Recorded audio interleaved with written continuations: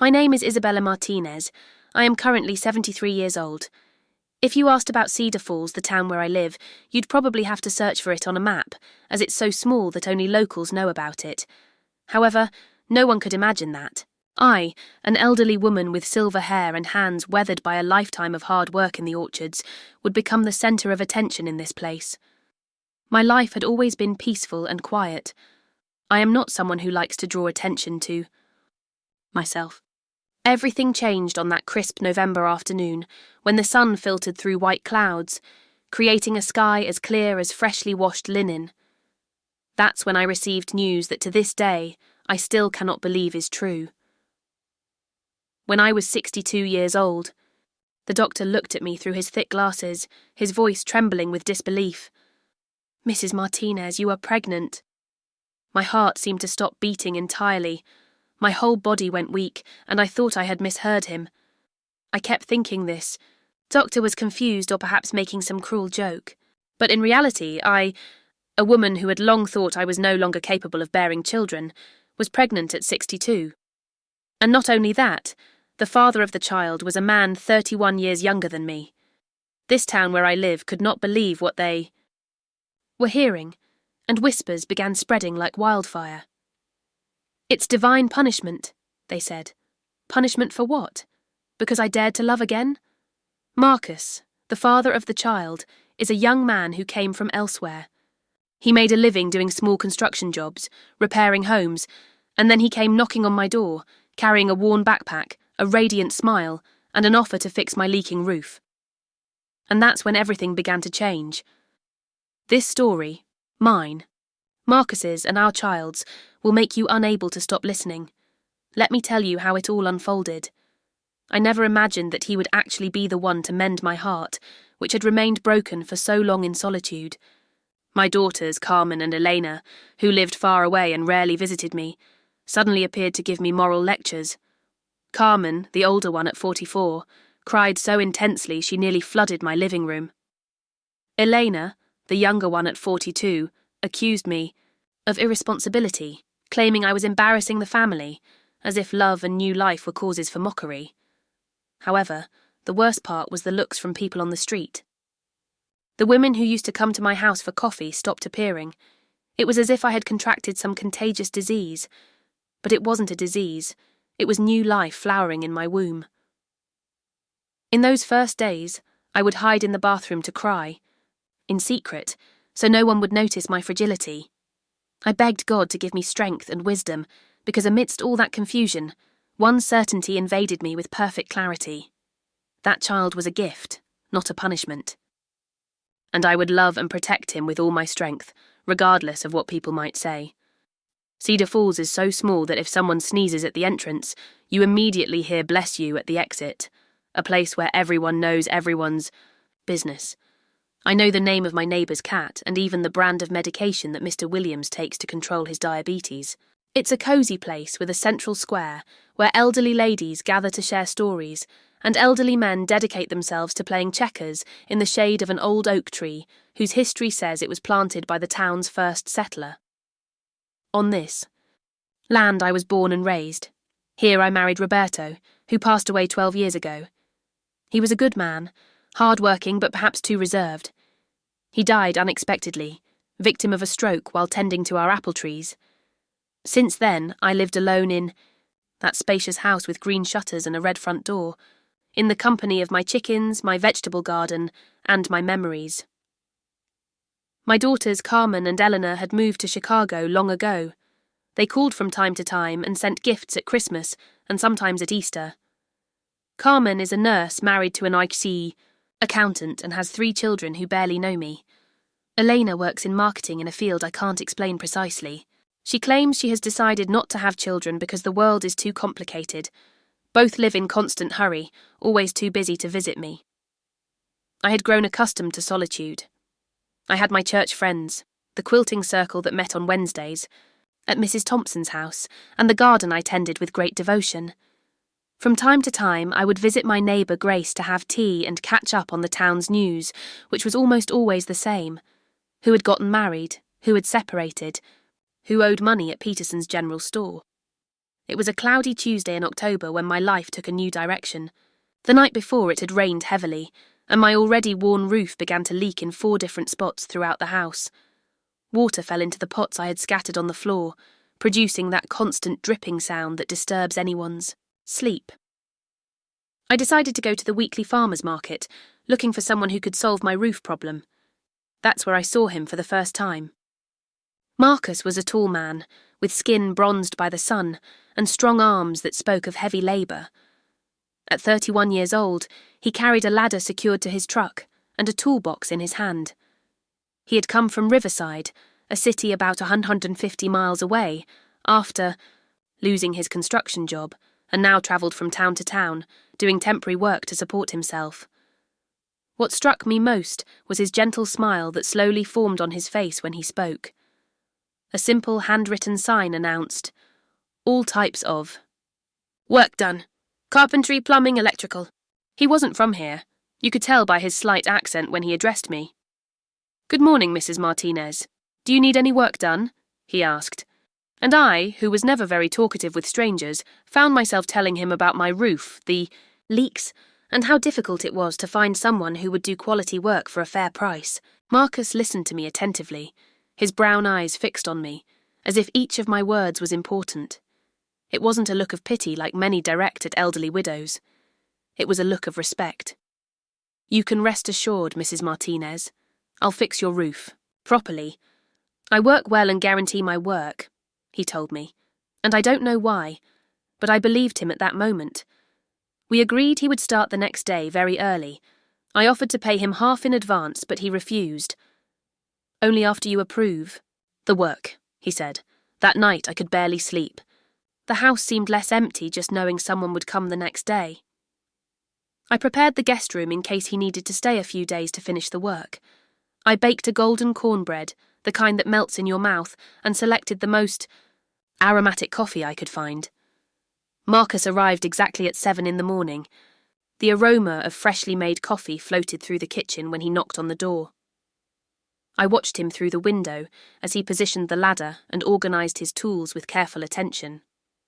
He had large, calloused hands, but he handled the tools as if they were delicate instruments, showing respect for his craft. I prepared a simple but thoughtful breakfast. Homemade biscuits, cornbread, local honey that Grace had given me, and apple jelly I had made myself. I invited him to eat before starting work. He hesitated, saying it wasn't necessary, but finally accepted. He savoured everything with genuine pleasure, complimenting every detail. "Mrs. Martinez, this is the best coffee I've had in months," he said. While he worked on the roof, I took care of my tasks inside the house, always finding an excuse to pass through the yard and observe his progress. And every time I appeared, there he was, concentrated and sweating, but always with a smile when he saw me. At the end of the day, when he came down from the ladder with his face dusty and his hair dishevelled, I already felt that something had changed in me. "I'm going to need a couple more days to finish, Mrs. Martinez. There's more damage than we initially thought," he informed me. I offered him the guest room to avoid him having to find other accommodations. He accepted with gratitude. And that's how it all began. Little did I know that this simple act of kindness, offering him a place to stay, would change both our lives forever. Sometimes the most significant moments in our lives disguise themselves as ordinary encounters. A man fixing my roof, not realising he was also repairing a heart that I believed had stopped beating long ago. Marcus finished fixing the roof on the 4th day, but mentioned it was necessary to check some support beams in the attic. Later, he suggested it would be wise to also inspect the gutters. I knew he was making up excuses to stay longer, and deep in my heart I wanted the same thing. The house became more cheerful with his presence. It was wonderful to hear footsteps other than mine, and to have someone to talk with during meals. We started with simple conversations. I would compliment the strong coffee he prepared each morning. He said that men who work with their hands develop sensitivity, an ability to feel things others might miss. We shared stories as if we had known each other for years. He told me about his difficult childhood, his father's abandonment when he was young, how he learned construction work as a teenager. He spoke of his dreams of someday having his own home, of how he wanted to have a family, something he had never achieved, due to his nomadic lifestyle. I told him about Roberto, about my widowhood, about my daughter's departure. I showed him the old photos in the leather-covered album, the quilts I had sewn during sleepless nights, the garden that was my pride and joy. And while I talked, Marcus looked into my eyes, paying genuine attention. It wasn't the look of someone waiting for you to finish so they could talk about their own life. It was the look of someone who was truly present, absorbing every word. A week after his arrival, we were sitting on the front porch sipping chamomile tea when he took my hand. It was such a simple gesture, but it made my heart race as if I were a teenager again. His hand was warm, rough from work, and held mine with a tenderness that made me tear up without meaning to. "Mrs. Martinez," he said quietly, "you are the most special woman I have ever met." That was the beginning, a start that wasn't in my plans. It wasn't intentional, but it seemed as inevitable as the sunrise each day. In a short time, he moved permanently to the small guest room, although he spent most of his time in the main house with me. We shared moments watching television, tending the garden, and going to the market together. He taught me to prepare rice, with garlic and herbs. I taught him how to make apple butter and pumpkin preserves. However, what we didn't realise was that we were under the watchful eyes of the entire town. It was enough for neighbours to see Marcus leave my house regularly, for rumours in Cedar Falls to spread like wildfire, ready to consume everything in their path. At first, they were just whispers when we passed by. Then it became open gossip. "Isabella wants to have a grandson by any means necessary," I heard Mrs. Collins say at the butcher shop, laughing loudly so everyone could hear. "It's a shame for a woman her age to be with such a young man, when—" I entered. Everyone suddenly fell silent, as if I hadn't heard anything. At the small corner grocery store, Sarah, who had been my childhood friend, pulled my arm and expressed her concern. "Isabella, that young man is only interested in your—" "Money, be careful, woman!" I replied that I had no money, only my modest pension and the house Roberto had left me. She shook her head as if I were a stubborn child. In the church I had attended every Sunday for more than 40 years, the pew where I sat began to empty on both sides. The ladies from the prayer group stopped inviting me to meetings, and the worst was when Pastor Anderson, during Sunday's sermon, mentioned inappropriate behaviours for one's age, and looked directly at me. It didn't take long for the news to reach Chicago. My 2 daughters, who rarely remembered my birthday, appeared unexpectedly on a Friday afternoon with the expressions of people who had come to solve a serious problem. Carmen entered, speaking loudly, wanting to know where the opportunist was. Elena, calmer but with eyes full of reproach, sat with me in the kitchen. "Mum, what are you doing? The whole town is talking. It's embarrassing for the entire family." Carmen paced back and forth, rummaging through my things as if looking for evidence of some crime. "That man is going to take everything you have, don't you realise it?" Eleanor cried as if I were about to die. "Mum, we're worried. You're already at a certain age, and that young man is so much younger. What does he want from a 62-year-old woman? Think about it. It doesn't make sense." I just listened to them. I let them express everything they wanted to say. When they finished, I looked at both of them and told them calmly, "You left and abandoned me here alone for years. Now you want to decide how I should live my life. You worry so much that you don't even call to know if I'm alive or dead. But when I find someone who makes me happy, then you appear to give me moral lessons." They were left speechless. Carmen still tried to insist, claiming she was going to talk to a lawyer, alleging that I wasn't in condition to make decisions. Elena just cried more. When Marcus arrived from work and found that scene, he almost left, but I asked him to come. "Salosbos, this is Marcus." I introduced him. "He stays in my house because I want him to, because he respects me and treats me well, something many people don't do." My daughters spent the weekend trying to convince me to throw Marcus out. However, they didn't realise what I saw. They didn't see how he got up early and prepared breakfast for me, how he sat beside me on the porch and took my hand with affection, the way he enjoyed my old stories as if they were the most fascinating in the world, the way he looked at me with admiration and not with pity. how he washed dishes without me asking. The way he listened to me, really listened, when I expressed my fears, my joys, my memories. On Monday, after they left promising to return with a lawyer, I invited Marcus to sit on the porch and asked him if he wanted to leave to avoid more complications. He looked at me and responded, "Mrs. Martinez, I'll only leave if you ask me to, because what we have together is worth more than any rumour." And there, in that space, under the curious gaze of neighbour Mrs. Foster, who pretended to water her plants just to eavesdrop, Marcus kissed me for the first time. A tender, affectionate kiss that made me feel like the rest of the world had disappeared. A kiss that made me realise I was still alive, intensely alive, and that I still had the right to feel, to love, and to be loved. What no one in that town understood was that in the privacy of our home, Marcus and I were simply two human beings who had found companionship in each other when we had lost hope. Two souls who recognised each other despite the age difference, despite the disapproving looks, despite the moralistic advice. And that, my dear, no one had the right to criticise. Despite the challenges we faced, our love continued to grow stronger, each day.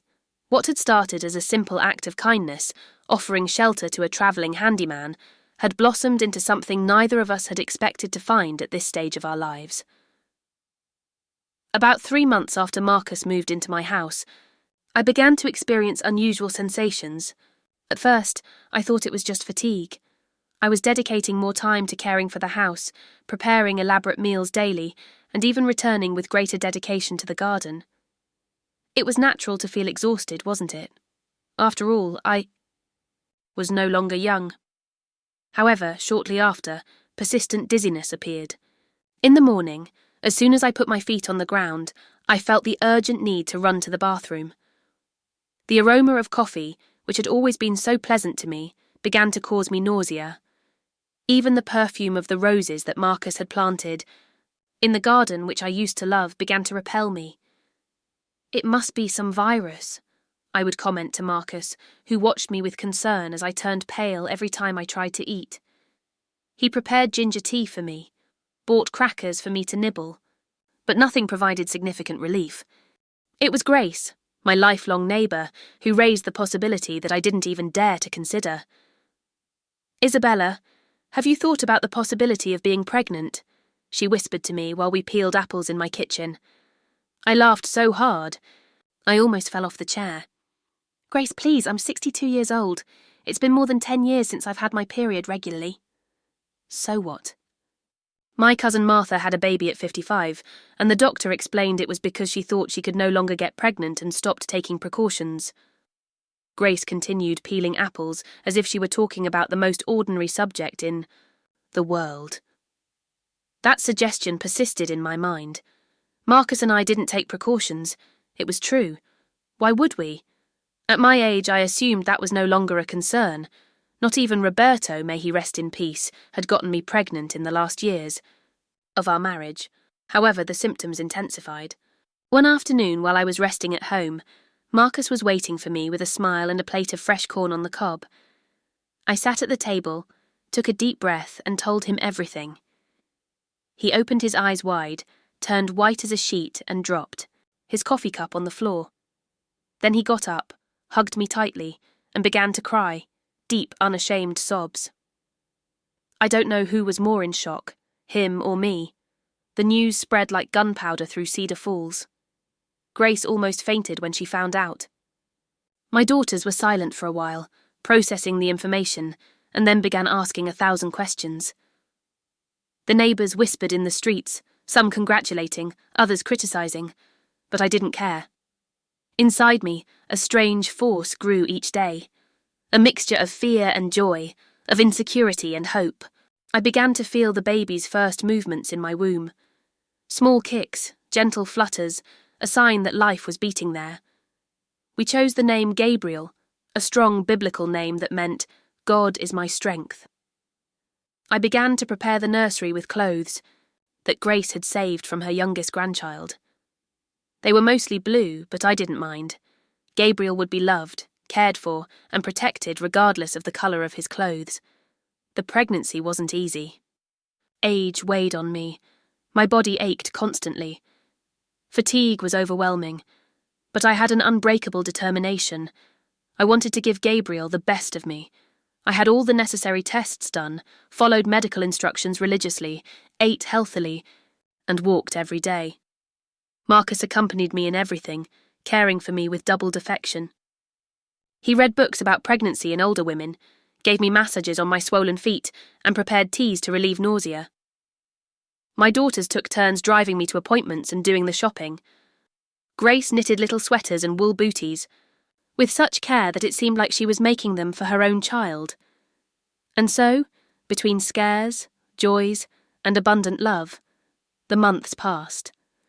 Gabriel was born on a cold winter night, a normal delivery, weighing 6.2 pounds and measuring 18 inches. A perfect, healthy baby full of life. When I held him in my arms for the first time, I felt such strong emotion that I couldn't breathe. It was as if my life had begun again in that instant. Gabriel brought new light to our family, new hope to our hearts. He was proof that love has no age, that life always finds a way to flourish, even when everything seems impossible. Those sensations awakened memories of my previous pregnancies with Carmen and Eleanor, which had occurred more than 3 decades earlier. A week passed, and the uncertainty became unbearable. It was imperative to get an answer, so I decided to take a bus to the Riverside Medical Centre located at the edge of the county. I chose this centre instead of the local clinic to avoid unnecessary speculation, since I was known by everyone in the region. Mrs. Henderson, the head nurse, had been practicing her profession for about 25 years. Although I knew her from Sunday services, we didn't have a close relationship. Upon entering her office, she adjusted her glasses and offered a welcoming smile. "Mrs. Martinez, what brings you here today?" she asked. I hesitated a moment before asking for a pregnancy test. Mrs. Henderson, with an inquisitive look over her glasses, let out a slight laugh. "A pregnancy test? What for, Isabella?" "It's just that I've had some strange symptoms. Dizziness, nausea," I tried to explain, feeling my face flush with embarrassment. "At your age, it must be vertigo or high blood pressure. Let's check your blood pressure first," she responded as if instructing a confused child. "Please, Mrs. Henderson," I insisted. "I just want to take the test. It's my right," I declared firmly, looking her in the eyes. She sighed with the expression of someone preparing to deal with an eccentric person and filled out the form. "You'll have to go to the laboratory downtown. The result will be available in 3 days." Those 3 days stretched like 3 years.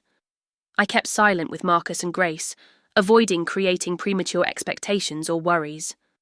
On the designated day, I returned to the centre with legs trembling from anxiety. Mrs. Henderson, seeing me in the waiting room, called me directly to a corner of her office. I noticed a change in her posture. The mocking smile had disappeared. She looked at me with wide eyes as if she had seen a ghost and whispered, "Isabella, you are pregnant." My heart beat so hard I feared it would leap out of my mouth. "Are you sure, Mrs. Henderson? Could it be a laboratory error?" I asked.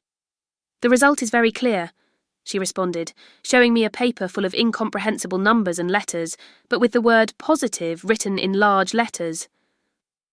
I left the medical centre in a state of shock.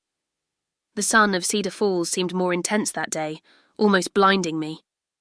I sat on a bench in the town square and burst into tears, not knowing if they were tears of joy, fear, or pure amazement. I, Isabella Martinez, was about to be a mother again at 62 years old.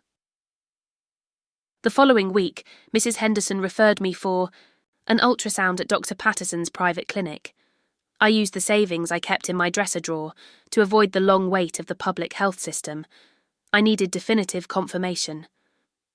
Dr. Patterson, a gentleman with white hair and a paternal demeanour, applied cold gel to my belly and began the examination. I trembled so much he had to ask me several times to breathe deeply. "Mrs. Martinez," he told me, turning the screen toward me, "here is your baby. Based on the size, you must be about 14 weeks along. On the screen appeared a small pulsating dot, a beating heart, a life developing inside me. I had 2 more blood tests done at different laboratories, all confirmed the pregnancy. I could no longer deny reality. When I got home, Marcus was waiting for me with a smile and a plate of warm apple pie fresh from the oven. I sat at the table, took a deep breath, and revealed the truth to him. That day, when I returned home, Marcus was in the backyard repairing the chicken coop. A smile formed on his face when he saw me, but he soon noticed there was something different about me. "Something has happened, Isabella. You're very pale," he said with concern. I sat on the small garden bench and invited him to sit beside me. I opened my purse and took out the envelope with the test results. "Marcus, I finally discovered what's wrong with me. The reason why I haven't been feeling well," I told him. He took my hand, showing concern. "Is it something serious?" he asked. "It depends on your point of view," I responded, handing him the document. Marcus stared at the paper for what seemed like an eternity. He remained silent, his gaze fixed on the result. Suddenly, a tear slid down his cheek, followed by another. He knelt before me right there on the dirt patio and hugged me around the waist, resting his face on my belly. "My child," he murmured, softly, his voice broken by emotion. "My child." I had never seen a man cry like that, without shame or attempt to hide his emotions. He cried, embraced against my belly, still flat, as if he could already feel the baby's presence inside. After a moment, he raised his wet face and looked at me with such intense joy that he seemed about to burst with happiness. "Aren't you angry or scared?"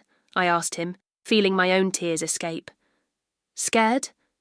Isabella, this is the greatest gift God, could grant me. A child of yours, ours," he responded. I also cried, but not only from joy, also from fear. Fear of people, of malicious comments, of gossip that already circulated freely and would now become a storm. Fear of my age, of my mature body that would shelter new life. Fear of the future, of what it would be like to raise a child at this stage of life. However, observing Marcus kneeling there, kissing my belly and promising to be the best father in the world, something inside me ignited. Life, which I believed had already given me everything it could give, was surprising me again, taking me down an unexpected path, the path of motherhood at 62 years old in a small town where everyone knows and judges each other. That night, we lay together in the bed that was once exclusively mine. Marcus caressed my face and told me, "Isabella, let the whole town say what they want, but this child will be born surrounded by love, and that's what really matters." I tried to believe in those words as I listened to the crickets singing outside and felt the warmth of his body next to mine. I struggled to believe that love would be enough to face the challenges that lay ahead. The news of my pregnancy spread, through Cedar Falls faster than a wildfire in dry grass. I don't know how they found out. Maybe Mrs. Henderson shared the information with someone, or maybe some neighbour saw the test result when Marcus hugged me in the patio. The reason doesn't matter. The fact is that one day I was trying to adapt to the idea, and the next day the whole town already knew. What were once rumours became direct insults. Before, they at least pretended not to be talking about me. Now, not even that courtesy remained. They would cross paths with me on the street and turn their backs. Some people crossed to the other sidewalk as if I were carrying some contagious disease. On one occasion, I was in the supermarket checkout line when Mrs. Bennett, who had attended the same church as me for more than 30 years, examined me from head to toe and said loudly so everyone could hear, "There are people who show no shame at a stage of life when they should be grandmothers, wanting to behave like teenagers." I stood paralysed, not knowing how to react, holding my shopping bags with a lump in my throat. There was a day when Nancy, my next-door neighbour, simply spat on the ground when I passed by. She spat as if I represented something repugnant. That same Nancy who used to share coffee at my table, who had sought comfort on my shoulder when her husband had health problems. The most difficult moment was in church. I had always been a faithful devotee. I never missed Mass. I helped with festivities. I knew everyone by name. Upon entering the church with 5 months of pregnancy and a belly that was already beginning to show, I could feel the murmurs, people turning to look, disapproving glances, and barely contained laughter. Pastor Anderson, newly arrived at the Mouse parish, barely greeted me. During that Sunday's sermon, he spoke about modern times and the aberrations that society was tolerating. He mentioned that some people don't even respect the natural order created by God and that there's an appropriate age to be a mother. He didn't mention my name directly, of course, but everyone knew his words were directed at me. I left the church early, even before communion, with trembling legs and a broken heart. My friends, those I considered true friends, disappeared. The phone stopped ringing. Visits ceased. Grace, my neighbour, was the only one who maintained contact, though even she initially showed hesitation. "Isabella, are you sure you want to go through all this at our age?" At least she asked me the question without judging me. The situation progressively worsened. A mother from the elementary school where I taught math tutoring to children twice, a week filed a complaint with the principal. She expressed her fear that her child would be in the same environment as Isabella's child, as if my baby, who hadn't even been born, could infect other children with something. Principal Morrison, who had always treated me kindly, called me to her office with an embarrassed expression. "Mrs. Martinez, perhaps it would be better if you took a leave until the situation normalizes," and so I lost even that small job that brought me so much joy, helping children with numbers. My belly grew at the same rate as the town's rejection. The more evident the pregnancy became, the more people distanced themselves. It was as if I, who had always been part of this community, had become a stranger overnight. I remember an afternoon when I went to the pharmacy to buy some vitamins. The doctor had prescribed, and pharmacist Mr. Davis attended to me with an expression as severe as if I represented something disgusting. "You should be ashamed," he murmured while handing me the medications. "A lady your age." I returned home crying uncontrollably, unable to see the path clearly. I arrived home and collapsed in the kitchen chair, sobbing like a child. It was crying that sprang from the depths of my soul, the crying of someone who had lost a place that had always been theirs. At that moment, I felt a hand on my back. Marcus had arrived early from work and had heard my crying. He knelt in front of me, took my hands, and stayed there in silence, waiting for me to calm down. When I could finally speak, I told him everything. The pharmacy, the school, the church, the insults, the turned backs. "Do you want to leave here?" he asked me with eyes full of concern. "We can move. Start over somewhere else where no one knows us." I thought about my house, the house that Roberto and I had built together, about the yard where my daughters had played, about the trees I had planted, about all the life I had built in this town. "No," I declared firmly. "This is my house. This is my land. I won't flee because of malicious gossip." It was at that moment, when I observed Marcus sketch a smile full of pride. "Then we'll stay and show this town that this baby is the greatest gift God could have given us." From that day on, Marcus intensified his work efforts. He accepted jobs at 3 different houses on the same day, leaving before dawn and returning when it was already night. His hands became even rougher, his face more weathered by the sun. However, he never complained, saving every penny. One day, he came home carrying wooden boards and tools. "What's that for?" I asked him. "I'm going to build our son's room," he responded, as if it were the most natural thing in the world. On weekends, when he didn't work outside, he spent the entire day sawing, hammering, and assembling. With his own hands, Marcus transformed that small, empty room that had previously only served as storage into a special place. He painted the walls soft yellow, installed a new window overlooking the garden, and built a wooden crib with such care that it seemed like the work of a professional carpenter. He also renovated our yard, planted more fruit trees, fixed the fence, and hung a swing from the oak tree branch. "For when he grows up," he would say with bright eyes. Every night before sleeping, Marcus would caress my already well-rounded belly and speak quietly to the baby. He would tell him stories, make promises. I'll teach you to fish, to play baseball, to fix things. I'll be the best father in the world for you. Then he would kiss my belly and say, "Thank you, God, for this miracle." It was moving to see that man, so strong on the outside, showing so much delicacy and affection. In my prenatal consultations, in Riverside, since I didn't feel comfortable going to Cedar Falls, Marcus insisted on taking the day off to accompany me. He would ask the doctor everything, take notes of recommendations, and hold my hand during examinations. It was as if the whole world had abandoned us, but Marcus took my hand so I wouldn't fall. In moments when I almost became discouraged, when the weight of looks and words became unbearable, it was Marcus who gave me strength. "These people will see," he would say with a conviction that impressed me. "When our son is born, they'll realize it was God who sent him to us, and they'll have to swallow everything they've said."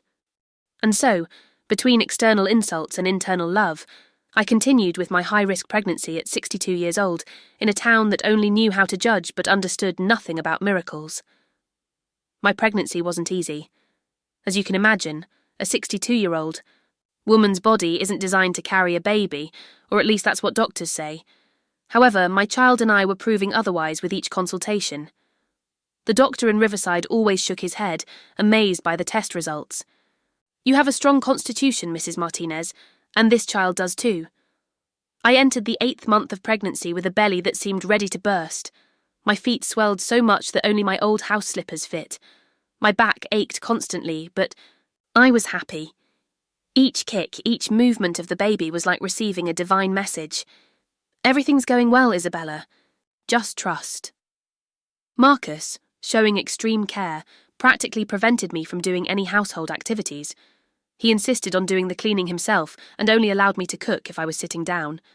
Even hanging clothes on the line was a task he took over, inventing excuses like, "You have to rest, Isabella, and focus on the baby."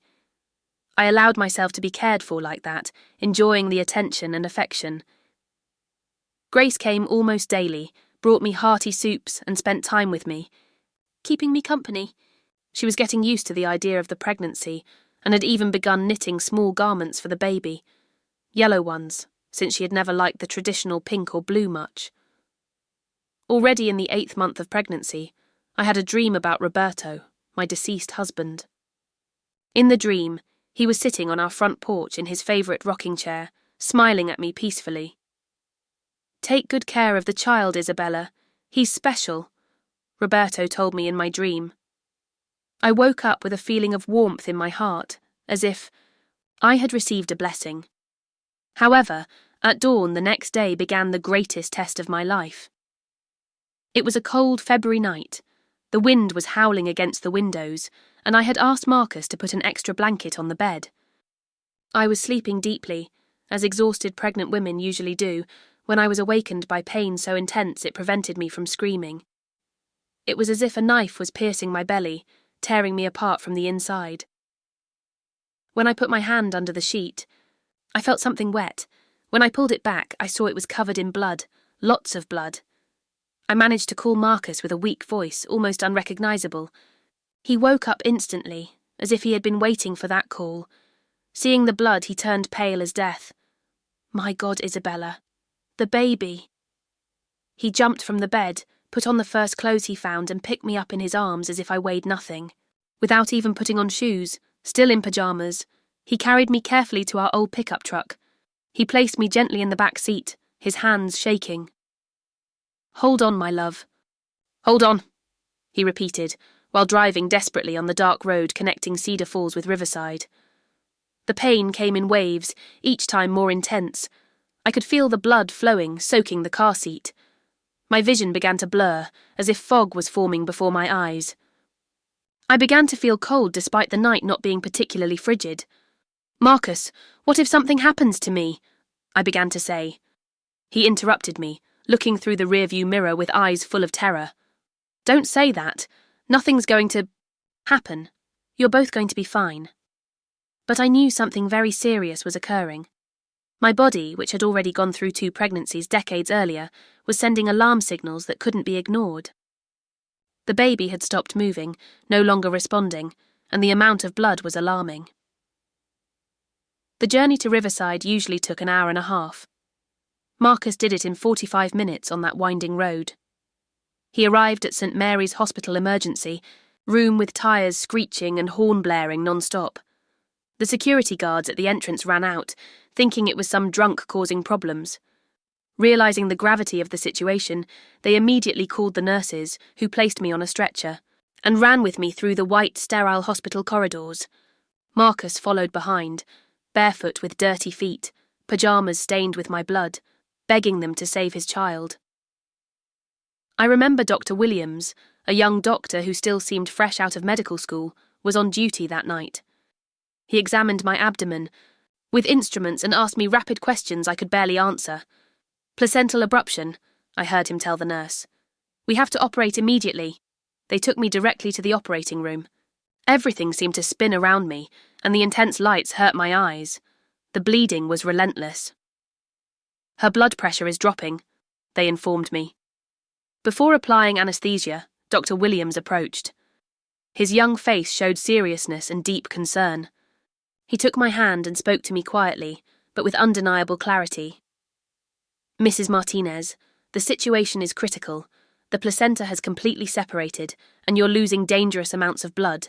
The baby is in distress with a very weak heartbeat." He hesitated, cleared his throat, and continued. "Considering your age and condition, we face a difficult decision. We can try to save the baby or focus on saving you. The chances of saving both are minimal." At that instant, time stopped. A choice no mother should be forced to make, an impossible decision. I saw Marcus on the other side of the room, held back by two nurses who were trying to prevent him from entering the sterile zone. He was crying, uncontrollably shouting my name. Our child had only been in my womb for 8 months, so small, so vulnerable, but already so loved. "Save him, doctor," I articulated with a voice firmer than I expected. "Save my child. He deserves to be born. I've already lived enough." The doctor tried to argue. "Mrs. Martinez, are you sure? What about your husband?" "My child," I reiterated, feeling tears roll down my face. "Save my child. He's the only priority now." I watched Dr. Williams signal to his team. I saw a nurse prepare something in a syringe. I felt the needle penetrate my arm, and the cold sensation of anaesthesia spreading through my body. I began to feel drowsy. My last thoughts before losing consciousness were for Marcus and for the baby I carried in my womb. I also remembered Roberto and the dream I had had. "Take good care of the child, Isabella. He's special." "I tried, Roberto," I thought as darkness enveloped me. "Now he's in your hands too." Take care of him from above, and I closed my eyes, believing it was my end. But in that moment of surrender, I felt an inexplicable peace wash over me. It wasn't the peace of defeat, but the peace of a mother who had made the ultimate sacrifice. My last conscious thought was a prayer, not for myself, but for the tiny life I carried, hoping that I would never see the sun rise again, nor feel the aroma of freshly brewed coffee in the morning, nor hear the birds singing in the garden. I imagined I would never know my son's face, nor feel his warmth in my arms. At that moment, I accepted death, accepted sacrificing my life for his, and felt immense peace enveloping me, as if a legion of angels surrounded me, transporting me far. From that cold hospital room, far from pain, blood, and fear. "My child will live," was my last thought. And I smiled inwardly, convinced I had made the right decision, the only possible one for a mother.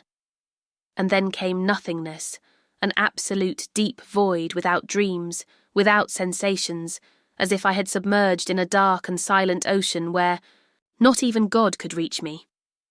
Or at least that's what I believed at that moment. However, God had other plans, plans that no experienced doctor nor the most skeptical person could explain, because what happened next can only be described as a miracle. I don't know how long I remained in that darkness. It could have been an instant or centuries. I was unconscious to everything. I felt only that profound silence, that immense peace.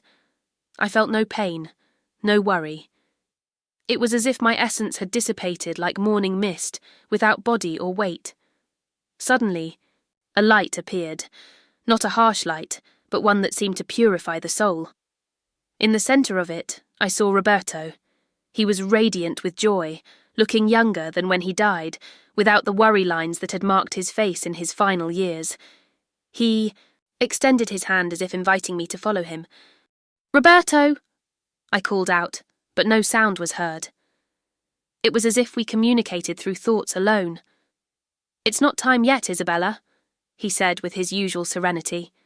"Your time hasn't come yet. You must return. There are people waiting for you. At Titi." That instant, I felt a force pushing me backward, as if an invisible rope were tied around my waist, dragging me back. The light began to fade. Roberto gradually disappeared, and an oppressive weight settled on my chest, as if they had placed a stone there, and then suddenly I opened my eyes. White surrounded me, the ceiling, the walls, everything immaculate. I thought I was still dreaming because the light was too intense and bothered my eyes. After blinking several times, my vision adjusted. Little by little, I understood I was in a hospital room. I turned my head slowly, feeling a sharp pain in my neck, and found Marcus sitting in a chair next to the bed. He had an unshaven beard, deep dark circles under his eyes, and dishevelled hair. He looked like he had aged a decade in just one night. However, what most caught my attention was the small blue bundle he cradled in his arms, as if it were made of the most delicate crystal. I tried to speak, but my throat was extremely dry. I could only emit a guttural sound, almost a moan, but it was enough. Marcus raised his head instantly, and seeing my eyes open, time seemed to freeze. "Isabella," he exclaimed quietly, fearful it was just an illusion. "Isabella, are you awake?" I managed to nod slightly. His expression transformed completely. I had never seen anyone cry like that, tears that weren't of sadness, but of relief so profound it seemed he might burst from emotion. Tears ran down, his face soaking his beard. "He's alive, Isabella," Marcus said, approaching with the small blue bundle. "Our son is alive." He leaned the bundle toward me, and for the first time I saw my son's face. He was tiny and fragile, with skin still, reddened and wrinkled, eyes closed, and a mouth the size of a small button. A few strands of dark hair clung to his little head. It was the most moving sight I had ever beheld. "The doctor says he's very strong," Marcus continued, his voice breaking with emotion. "He cried as soon as he was born, despite being premature. He has the lungs of a true fighter." I tried to speak again, and this time a whisper emerged. "I'm alive too." Marcus knelt beside the bed with the baby in one arm and holding my hand with the other. "The doctor said it was a miracle, Isabella. You lost so much blood that everyone thought you wouldn't survive. They had to give you multiple transfusions. Your heart almost stopped twice during surgery." At that moment, Dr. Williams entered the room. Seeing me awake, he stopped frozen at the door, stunned. He looked at the clock as if he couldn't believe what he was seeing. "Mrs. Martinez," he said, approaching the bed, "you shouldn't be conscious yet. The medication is very strong." "Strong like our boy, doctor," Marcus commented with evident pride in his voice. The doctor shone a light toward my eyes, took my pulse, and shook his head in amazement. "In my entire career, I've never seen anything like this. You were in critical condition less than 24 hours ago. We had to perform a hysterectomy to stop the hemorrhaging, and still your chances of survival were minimal. And now, look at you. This has been God's work, Doctor," I managed to articulate in a whisper. Dr. Williams smiled without confirming or denying my words. He was young, probably with rigorous scientific training that left no room for belief in miracles. However, I was certain of what I had experienced. I knew I had been on the brink of death, and that I had been given a second chance. "As for your son," the doctor continued, "he also represents an exceptional case. For a premature baby born at 32 weeks, that's 8 months, born under such adverse circumstances, he shows surprising vitality. He hasn't even needed mechanical ventilation, which is unusual for babies of this gestational age." He adjusted the baby in my arms and informed us he would return later to perform new tests. Before leaving, he paused at the door and observed, Us, me in the bed, Marcus kneeling at my side and the baby in his arms. I don't consider myself a religious man, he said, but if there was ever a moment in my life when I could witness something resembling a miracle, it would be what has occurred in this room in the last 24 hours. After he left, Marcus carefully placed our son in my arms. He was so small and light, but I could feel his strength. His heart beat rapidly against mine like a frightened little bird. His skin was warm and soft. I felt too weak to hold him properly, but the simple contact of his body with mine caused a transformation within me. He still doesn't have a name, Marcus informed me, sitting on the edge of the bed. I wanted to wait, for you to wake up so we could choose it together. Looking at that perfect little face, I knew without doubt what his name should be. Gabriel, I said, remembering the light, Roberto, and my return from death. His name will be Gabriel. Marcus smiled. Gabriel, he repeated, savouring the sound of the name. It's a beautiful name. Does it have any special meaning? It's an angel's name, I explained. The angel of strength. He appeared as strength for our lives. I hesitated, not knowing if I should share my experience with the light and Roberto's vision. Marcus might interpret it as a side effect of medications or anesthesia. However, he just squeezed my hand and said, "Because it was an angel who brought you both back to me." At that instant, as if understanding we were talking about him, little. Gabriel opened his eyes for the first time. They weren't the typical newborn eyes, vague and unfocused. They were eyes that seemed to see, to understand, eyes that already had their own light. "Look, Marcus," I murmured emotionally. "He's looking at us." Marcus leaned closer and kissed our son's forehead. "Welcome to the world, Gabriel," he told him quietly. "You gave us a scare, you know, but every second of anguish has been worth it. You're our miracle, and so we remained, the three of us. An improbable family formed against all odds. A 62-year-old woman who had escaped death, a 31-year-old man who never imagined becoming a father this way, and a premature baby who showed strength disproportionate to his size. I remained hospitalized for 4 weeks. Each day brought new progress that surprised the medical team. "Your recovery is remarkably rapid," commented Nurse Stevens, responsible for my care during the night shift. "If you continue like this, you'll soon be home with your son." Gabriel remained in the incubator as a preventive measure, but didn't need any specific treatment. His development was accelerated. He ate eagerly and expressed his needs with vigorous crying. "This child shows a tremendous will to live," observed the paediatrician, Dr. Caroline, during her examinations. When they finally discharged both Gabriel and me, Marcus picked us up with a car decorated with yellow balloons. He seemed like a completely different person from the man who had brought me to the hospital that anguishing night. He was clean-shaven, wore new clothes, and displayed a radiant smile. During the trip back to Cedar Falls, I gazed at the sky through the car window and murmured a silent thanks for being alive, for having my son in my arms, for having a companion like Marcus at my side, and for recognizing without doubt that life is infinitely more mysterious and wonderful than we can imagine. Looking at the sky, I understood that God had made a decision about me. He had reserved important tasks for me to fulfill in this world, and the most crucial of them was raising that child who slept peacefully in my lap, oblivious to the fact that his simple existence represented the greatest miracle ever witnessed in that town. Returning to Cedar Falls with Gabriel in my arms was like entering a different story. The town that had once turned its back on me now turned toward me, but with a completely new perspective. It was as if everyone had heard about the miracle, my near-death experience in the hospital, the premature baby who survived against all odds, the doctor's statements that there was no medical explanation for our recovery. The news had spread with the speed of water flowing downhill. We had chosen the name Gabriel for our son, an angelic name, Gabriel the Angel of Strength. And there couldn't have been a more appropriate name because that child had not only brought strength to my life, but also to the lives of many people in that town. During the first week after our return home, I still felt weak, recovering from the surgery. Gabriel was very small and needed to eat every 3 hours.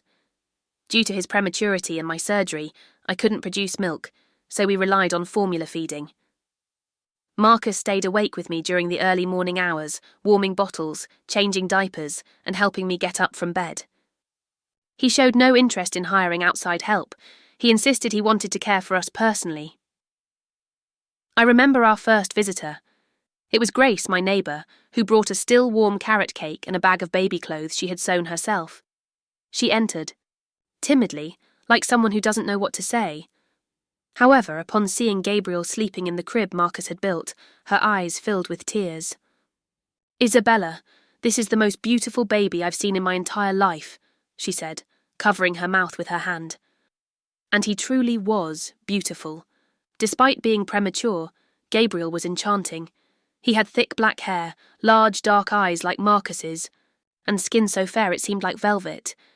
His little hands were so small they fit entirely around my finger. After Grace, we received a visit from Mrs. Johnson from the farmer's market. She brought a package of diapers and formula. "It's a gift," she said, avoiding direct eye contact as if she were embarrassed. I knew she had been one of the people who had criticised me most harshly when she learned of the pregnancy, but now she was there offering gifts, an apology not expressed in words. Days passed, and more people began appearing at our house. They brought food, baby clothes, diapers, or simply came to meet Gabriel. Curiosity was evident. Naturally, they wanted to see with their own eyes the miraculous baby who had been born to a 62-year-old woman. But the look of judgment had disappeared, replaced by a look of amazement, of admiration, as if they had finally understood that life holds mysteries beyond our control. The most notable transformation occurred with my daughters, Carmen and Elena, who had considered me crazy when they learned of the pregnancy. Now they called every day to know how their little brother was doing. Elena was the first to visit us, about 2 weeks after we were discharged from the hospital. She arrived alone, bringing with her a teddy bear larger than Gabriel and eyes full of uncertainty. The moment I placed the baby in her arms, I noticed a change in her expression. It was as if all the criticism, all the judgments had instantly evaporated. She held her brother with such delicacy, and when he opened his eyes and seemed to smile at her, Elena burst into tears like a child. "Mum, forgive me," she said between sobs. "I said so many things without thinking. I judged so much, but he's perfect." And there, in that instant, I knew I had recovered my daughter. Carmen took longer to visit. She only came when Gabriel was almost 3 months old. She brought her husband and her 3 children, my grandchildren whom I barely knew. It was the first time in almost 4 years that she had set foot in my house.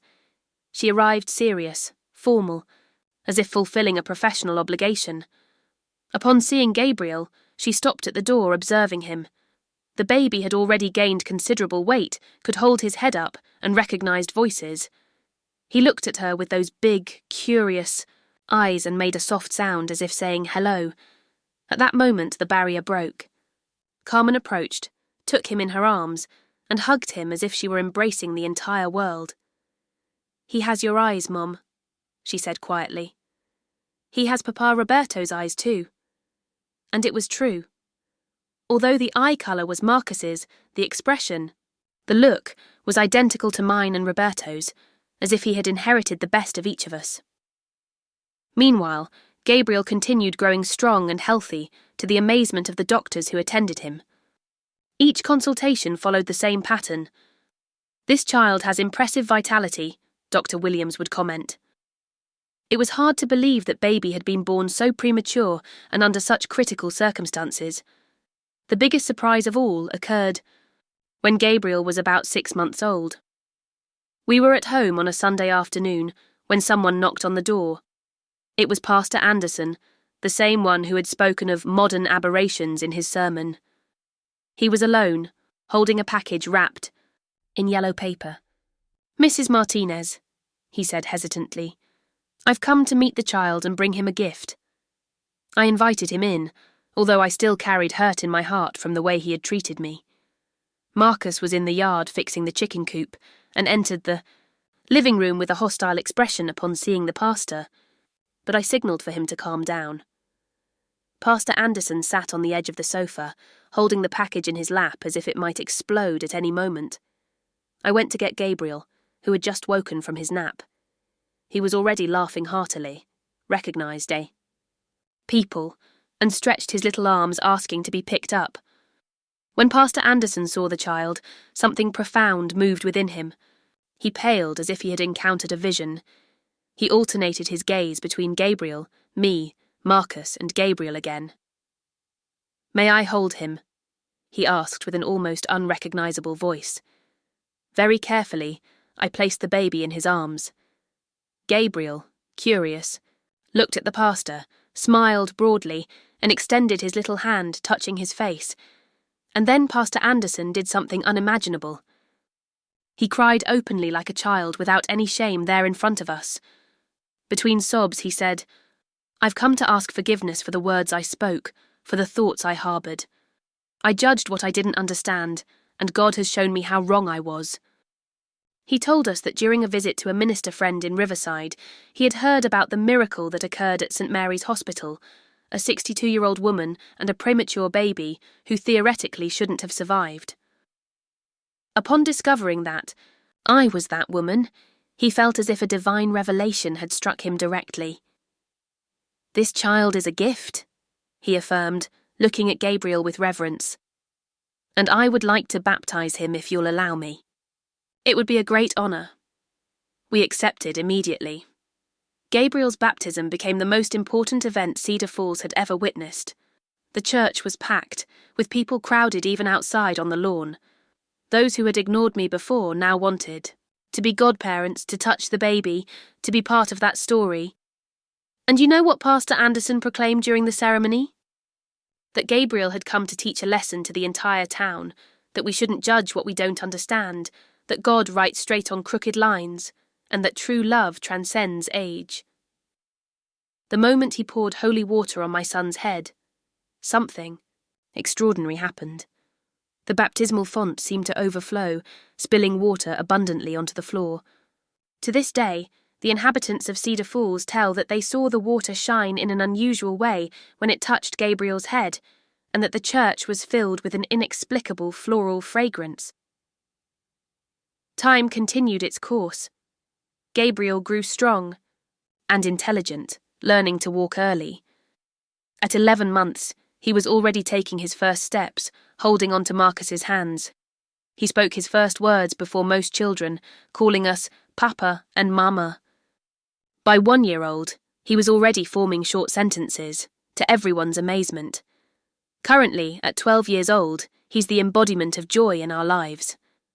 He runs through the yard as if he had wings on his feet, climbs trees with the agility of a squirrel, and cares for injured birds in cardboard boxes. He has a special connection with animals. Even the most frightened ones approach him without fear. At school, he stands out as the best student in his class, especially in mathematics and science. However, what most calls attention about Gabriel is his gaze, a brightness that seems to carry starlight within it. And the people, those who mocked me, who turned their backs on me, who insulted me, now treat me with respect and call me Mrs. Martinez with genuine affection. Mothers ask for Gabriel to play with their children, claiming he's a positive influence. The elderly in the square seek him out to listen to their stories because they say he listens like no other child they've known. Even Pastor Anderson, who has become our friend, claims Gabriel has a special gift for comforting people. Recently, Nancy, the neighbour who had spat on the ground when I passed by, came to ask Gabriel to visit her house to teach her grandson how to build a small wooden doghouse. Of course, he accepted the invitation, and upon returning he shared that Mrs. Nancy made the best cornbread he had ever tasted. It was in this context that the most remarkable changes began to occur. The child who was once a cause of shame became a source of admiration, not only for me and Marcus, but for the entire community. The same people who had called me crazy now address me respectfully, showing deference in their voices. When I walk down the street with Gabriel, it's common for someone to stop and ask for the child's blessing, as if he carried some special grace within him. As I always say, God's plans are perfect, and sometimes he uses the most unusual paths to give us the greatest blessings. Real life differs from movies, where a miracle invariably leads to a fairy tale ending. Despite the change in how the town viewed me, even with the immense joy Gabriel brought, we continued facing countless challenges. Raising a child after 60 isn't a simple task. It would be dishonest to say otherwise. There were days when my body simply couldn't keep up with the child's energy. When he started crawling, dear God, he seemed to have a motor built into his legs. It was enough to turn my back for an instant for him to be under the table or trying to climb the bookshelf. Marcus continued working hard. He got steady employment at the Riverside Construction Company, responsible for building new developments near the highway. He left home before dawn and returned with his back bent from fatigue. However, he never complained. Upon arriving home, although exhausted, he still found energy to play catch with Gabriel in the yard, read him stories before bedtime, and help me with household chores. Marcus recently turned 43. His hair has begun to show some grey at the temples, which gives him a distinguished charm. His hands remain calloused from hard work, but they're the gentlest hands I've ever felt. He still looks at me the same way as in those first days when he was fixing my roof, as if I were the most precious thing in the world. Of course, not all moments are perfectly harmonious. We argue like any couple. There are days when he arrives, late from work, and I'm already in a bad mood. There are days when I criticise the disorder he leaves in the garage with tools scattered everywhere. There are days when he gets frustrated because I spoil Gabriel too much, or because I insist on doing things the doctor has recommended I avoid. However, disagreements don't destroy true love. After the storm, we always find a way to return to what really matters. Marcus cares for me as if I were made of crystal, but stubborn crystal, as he himself likes to say. He jokes that he's never seen crystal with so many opinions. Our routine is simple but full of small joys. I get up before them and prepare coffee. I enjoy that moment of solitude in the kitchen, listening to the birds outside and breathing in the aroma of freshly brewed coffee. When I have time, I prepare pancakes or biscuits. Then I wake Marcus, who invariably asks for just 5 more minutes before getting up with completely dishevelled hair. Gabriel, on the other hand, wakes up on his own. He seems to have an internal alarm clock. At 7 sharp in the morning, he's already in the kitchen in his pyjamas with spiked hair, asking for chocolate milk. Every morning begins with my son's chatter, telling me his dreams, detailing his plans for the day, and flooding me with a torrent of questions, some of which I don't always know how to answer. Then Marcus goes to work, Gabriel goes to school, and I dedicate myself to household chores. I can no longer maintain the same pace as before. Bending down to clean under furniture has become an impossible task, but I still manage the essentials. I continue caring for the garden, which now includes strawberries planted by Gabriel. I tend the chickens, collect eggs, and prepare lunch with fresh ingredients harvested from our garden. The house has taken on a new, vibrant energy. When Gabriel returns from school, he often invites his friends to play in the yard, invents stories. With his toys, draws pictures and conducts experiments he discovers on the internet. This child's curiosity is remarkable. He wants to understand how everything works, where things come from and where they're going. Marcus arrives at the end of the afternoon, takes a refreshing shower to wash away the fatigue, and joins us for dinner. This is undoubtedly my favourite moment of the day. The 3 of us gather at the table, share the day's events, laugh at Gabriel's adventures, and plan the weekend. Afterward, Marcus helps Gabriel with homework, especially mathematics, a subject in which he demonstrates great aptitude. Our house remains modest, blue walls showing signs of ageing, and a lush yard full of fruit trees.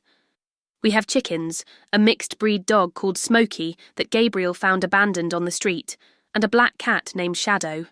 The comforting aroma of fresh bread or cake almost always floats in the air, mixing with the perfume of the roses I planted at the entrance.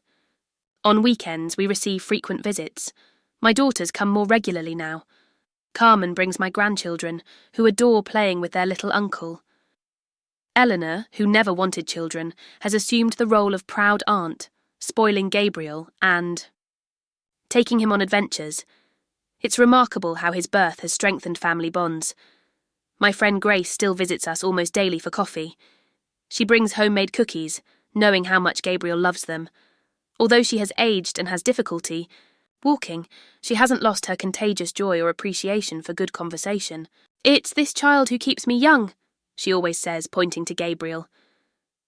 Life isn't without challenges, of course. There are days when I feel joint pain, days when fatigue threatens to overwhelm me. Sometimes I find myself worried about the future. After all, I've already turned 73. How much longer will I have to see my son grow? Will I have the opportunity to meet the grandchildren Gabriel will give me someday? But then I look out the window and see Marcus teaching Gabriel to repair a bicycle. I observe the large, calloused hands of the father holding his son still, delicate little hands, showing him how to handle tools. I hear both their laughter, so similar, echoing in the yard. And I think that even if I'm not present to see everything, I know my son will be fine. He has the best father I could have chosen. Carmen once asked me if I didn't regret raising a child at this stage of life, if it wasn't an excessive sacrifice. I replied that sacrifice is living without love, without purpose. It's waking up in the morning and finding no motivation to get out of bed. It's looking at the future and seeing only solitude. That is sacrifice. Because Gabriel, even on the most difficult days, even when he tests my patience as only a child can do, represents the greatest joy I've experienced. Each new discovery of his feels like mine too. Each achievement, from his first steps to my son's academic success, fills me with immense joy that overflows my being. And Marcus, he's the companion I never imagined finding on this journey. Our love flourished through overcoming adversity, nourished by gratitude, patience, and the conviction that each shared moment is a precious gift, immune to trivial concerns. We're still the subject of looks and comments on the street, but now, with a different tone. "There goes Mrs. Martinez's family," they whisper. Family, a word I once believed I would never again associate with my name. One afternoon, while I was absorbed on the porch, I watched Gabriel play with Smokey. Marcus joined me, intertwining our fingers in silence, contemplating our son explore. The yard, bathed in the warm afternoon sun and lulled by the cicadas' song. "What are you thinking about?" he asked me after a while. I reflected on life's unexpected turns, on how I believed I'd experienced everything life had to offer and was simply waiting for time to pass. "And then you appeared at the market with that ladder on your truck," I concluded. He smiled, squeezing my hand. "I thank God every day for that leaking roof," he responded. "That's our reality, a simple house, chickens in the yard, the aroma of fresh bread floating in the air, and Gabriel's imaginative stories echoing through the rooms. We have a love that defied social conventions, a son considered a miracle by medicine, and the conviction that happiness never runs out. And that, my dear, is true wealth. That's the authentic miracle. Sometimes, my friend, I sit in the porch rocking chair, contemplate Cedar Falls' starry sky, and marvel at life's mysteries. I never imagined that at 62, when I believed I had experienced everything life had to offer, God would give me new love and a son. This story isn't fiction. It's my life. A life that changed radically when I had already resigned myself to simply waiting for time to pass. A life that filled with vibrant colours when the world told me to conform to monotone existence. Many people give up on happiness because they believe age prevents it. People who imprison their dreams because they think the moment to realise them has passed. Individuals who surrender to others' opinions, believing certain experiences aren't appropriate for their age. But I ask myself, who established an age limit for happiness? Who decreed that our journey has an expiration date for starting over? Who determined that after 60, life reduces to a waiting period, an anteroom to death? Look at me.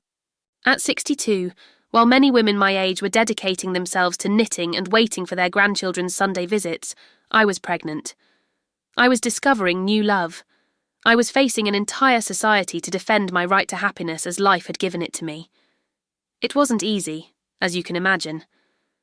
There were tears, fears, disapproving looks, and moments when I feared I would succumb. However, today, when I review the past, I wouldn't change absolutely anything. Nothing was in vain, because each tear shed, each insult endured, each door that closed before me led me to this precise moment. Here I am, a 73-year-old woman who can affirm with a heart full of joy that she has found true happiness. Not the superficial, conformist happiness of those content with little, but vibrant, intense happiness that wakes me every morning with an enormous desire to see the dawn, to hear my son call me Mama, to feel the warmth of Marcus's embrace when he returns from work. Just yesterday, Gabriel came home from school radiant because the teacher had asked him to write an essay about his hero. And do you know who he chose? Me. His own mother. He wrote that I'm a heroine for having given my life for him, even before knowing him, for facing the world each day with a smile on my face, even when my joints ache, even when my body feels exhausted.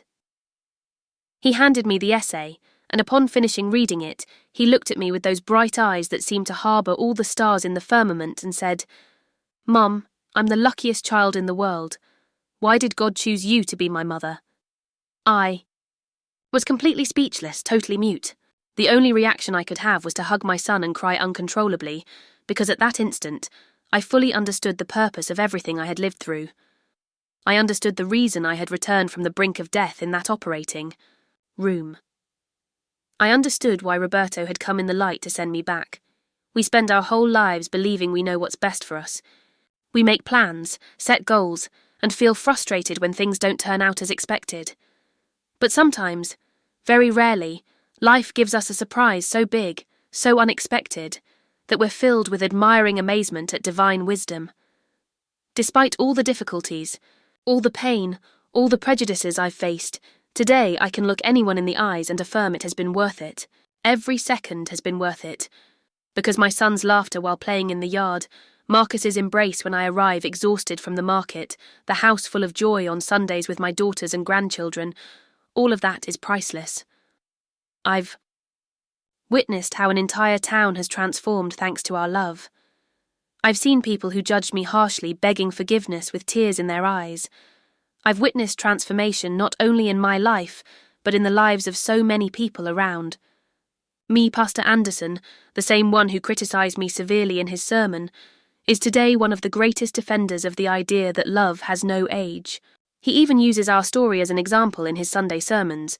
God writes straight on crooked lines, he usually says, and sometimes uses the most unexpected paths to teach us about true love. Therefore, if someone dares to tell you that you've passed the age, that there's no longer time to be happy, that your dreams are nonsense at this stage of life, look at me. Tell my story. Tell them you know a woman who at 62 found true love and a son who is her miracle. Tell them this woman, instead of hiding in shame when the whole town criticised her, raised her head and continued forward. Tell them this woman, when faced with the difficult choice between her life and her son's, didn't hesitate for an instant, and also tell them this woman, by a mystery even doctors can't explain, survived to share her story. Today they call me Mother, with pride and affection, the same people who called me crazy, irresponsible, shameful. Today they look at me with respect, not because I changed to please them, but because I followed my heart even when all conventional. Wisdom said I was wrong. Grace, my great friend, always refers to Gabriel as the miracle child, and I share that vision. However, the miracle transcends his strong birth, overcoming all adversities. It's not limited to my survival from surgery considered fatal by doctors. The true miracle lies in transformation, in love's victory over prejudice, in life flourishing where only darkness was expected. With the experience I've accumulated, I've learned that life offers no guarantees. I don't know how much time I have left in this world, if I'll have the opportunity to see Gabriel graduate, marry, and have his own children. However, each awakening, each smile, each laugh, and each embrace of his are invaluable gifts. If you doubt my story, if you consider it invented or exaggerated, I understand. Some things in life are hard to believe. Certain blessings are so great they seem fantastic.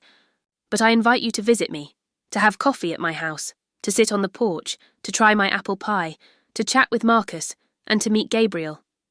Witness with your own eyes love's transforming power. Then you can tell me if my son is a product of my imagination or a divine gift. After all, what I've learned from all this is that it's never too late to start over, to love, and to be happy. Life can surprise us at the last moment, when we least expect it, in the most unexpected way. And when that surprise arrives, don't doubt it. Embrace it, even if everyone considers you crazy, even if the whole town mocks you. Who knows if that will be the beginning of your own miracle. Now let me tell you this story from Marcus's perspective, the father of my miracle child. My name is Marcus. I'm 43 years old, and I'm here sitting on a bench in Cedar Falls Central Square, enjoying my lunch break. I brought the food Isabella prepared for me: rice, beans, grilled chicken with onions, and a cornbread stuffing only. She knows how to make. Before I used to eat lunch at the construction site, sitting on a cement bag or piece of wood. Today I prefer to come here, breathe fresh air, and observe the town's movement. It's curious how everything changes. I'm looking at the square's pavilion, where about 12 years ago, people gathered to speak ill of me and Isabella. I remember passing by here and conversations stopping abruptly. Looks followed me, and whispers began as soon as I turned my back. Today, people greet me warmly, ask about Gabriel, and invite me to their children's birthday parties. When I arrived in Cedar Falls, I had nothing, only my skills and hope for a better life. I came with the clothes I was wearing and my toolbox. I slept in a small room behind Peterson's store, paying with maintenance services. I never imagined finding love, much less that love becoming a family. Who would have thought that a 31-year-old manual laborer would fall in love with a 62-year-old lady, that we would have a child together, and that I would put down roots in this town where I had arrived just passing through. Life reserves surprises that defy logic. I observe people in constant search for romantic relationships on apps, prioritizing individuals from the same age group, with similar tastes and lifestyles. Paradoxically, I found love when my only intention was to find work fixing a roof. When Isabella told me about the pregnancy, I felt a mixture of trembling and crying, accompanied by unknown fear. The responsibility didn't fall only on MIT. It was about a baby on the way, and a woman old enough to be my mother, but who awakened in me a protective instinct I'd never experienced before. The transition was abrupt. From being a laborer living off informal jobs, I became the family breadwinner.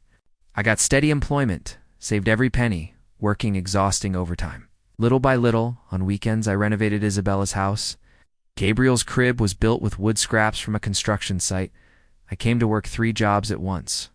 Started the workday at 5 a.m. and returned at 10 p.m. The fatigue was such that I could barely wash myself before collapsing in bed.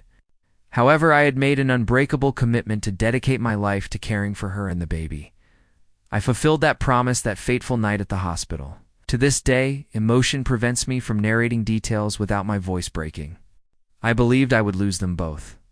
The image of Isabella, pale and fragile, intubated in the ICU, and Gabriel, so small he barely fit in my hands, in an incubator surrounded by cables and machines with alarms sounding, remains vivid in my memory.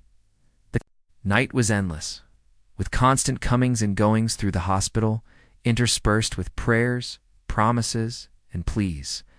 Both their survival represented a second chance. Our family was reborn twice. Upon receiving news of the pregnancy and upon returning home after hospitalization. Currently, Gabriel is 12 years old. Moments ago, he passed by running with his school friends on the way to the store to buy ice cream after class. Seeing me, he came quickly to hug me and then resumed running. His transitioning between childhood and pre-adolescence has practically reached my height, growing rapidly, and demonstrates notable intelligence. He gets excellent grades and was recognized in last year's Mathematics Olympics. His talent for soccer surpasses many older boys, and music also attracts him. But what makes me proudest is his character. He's a respectful, kind child who isn't ashamed to help with household chores and treats his mother like a queen. Currently, every time Gabriel calls me Papa, I understand the true meaning of the word purpose. When I leave work exhausted, sweating, and with an aching body, the prospect of returning home where he and Isabella wait for me drives me forward. Isabella is 73 years old. She remains strong and determined, running the house with a firm hand. She insists on preparing my meals every day, although I tell her it's not necessary. A man who works hard needs substantial food, she argues. Her hair is completely white now and wrinkles have marked her more, but her gaze remains the same that captivated me from the first moment. The local community has become accustomed to our union. At first, we were objects of curiosity and malice. Today, we're treated like a normal family. We're even cited as an example of perseverance and resilience. If someone suggests I was with Isabella out of self-interest, I just smile. People imagined I coveted her wealth, she, who only had a modest pension and the simple house she inherited. From her deceased husband, they thought I would deceive her and disappear. 12 years have passed, and here I remain. I've changed jobs, not cities. I've formed a family, not destroyed it. I've cared for her, not abandoned her. What we've built can't be measured in money, but in values, in perseverance, in enduring life's blows and continuing forward. Soon I'll have to return to work.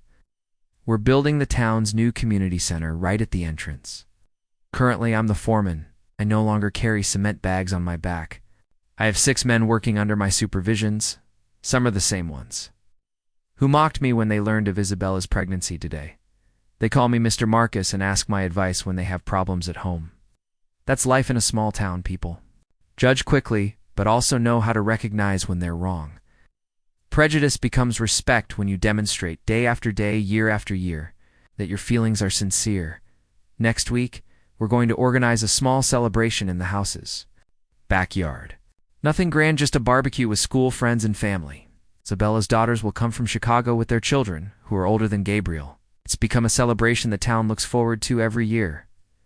You know what's most interesting?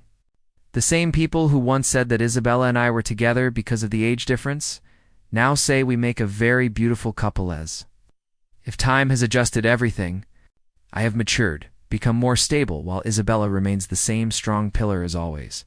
This is my life now: work, family, and responsibility. Simple things, but they are everything. Every morning when I wake up, I know I have a place to return to, people who are waiting for me and loving me. I am no longer a wanderer, no longer carrying tools and not knowing where I'm going. I have found what I most needed in this life: a family. A home where I am loved, not for what I have or how I look, but for who I am. Through the days and months, I have learned that love is not something easily obtained, but it's also not something distant or abstract. It is very real, requiring patience, time, and the courage to face challenges. Life may not be perfect, but I couldn't ask for more because I have found what I truly needed, and that makes me feel complete. Despite the difficulties, I know I'm going in the right direction, and I will continue this way. The afternoon is ending, and I need to return to work. Tonight, Isabella will have dinner ready, Gabriel will tell us about his day at school, and we'll plan something for the weekend. Simple things that make life worth living. Sometimes I think about that day when I arrived in Cedar Falls with nothing but hope and determination.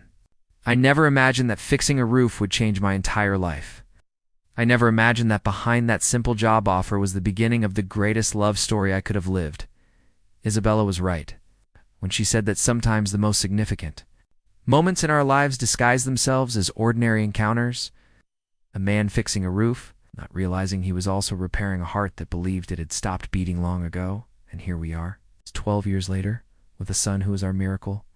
A love that has withstood all storms, and the certainty that we made the right choice. The choice to love, regardless of what others might say, the choice to fight for our happiness, the choice to believe in miracles. If there's one thing I would say to anyone listening to this story, it's this: don't let fear or others' opinions prevent you from following your heart. Don't let age, circumstances, or social conventions dictate how you should live your life. Love has no expiration date. Happiness has no age limit.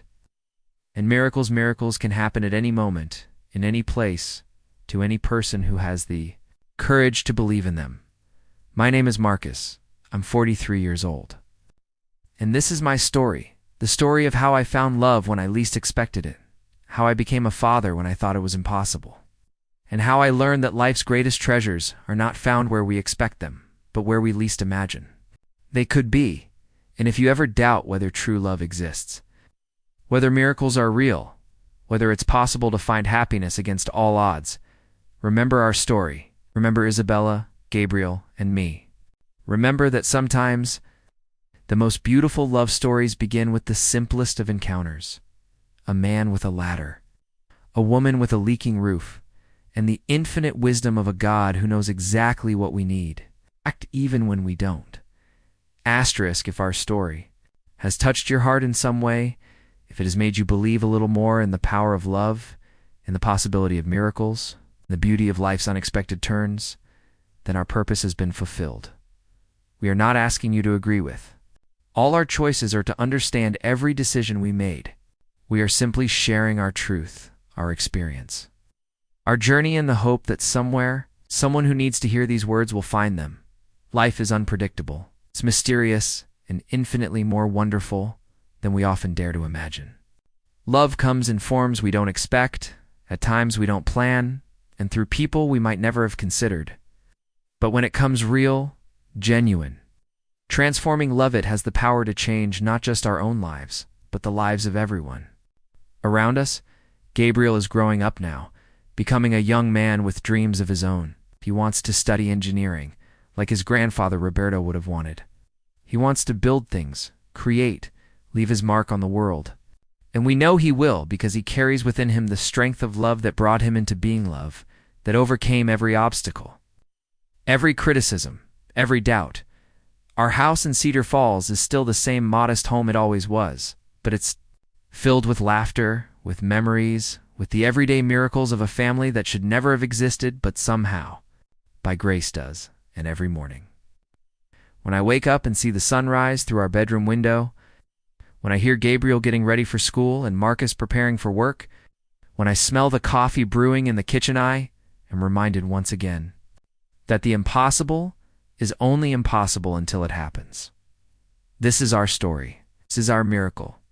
This is our gift to youth, the knowledge that love never gives up, hope never dies, and God's plans are always perfect, even when we can't see or understand them. May you find your own miracle.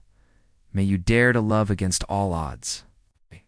You discover that it's never too late to begin again. With all our love, Isabella, Marcus, and Gabriel Martinez, the end asterisk.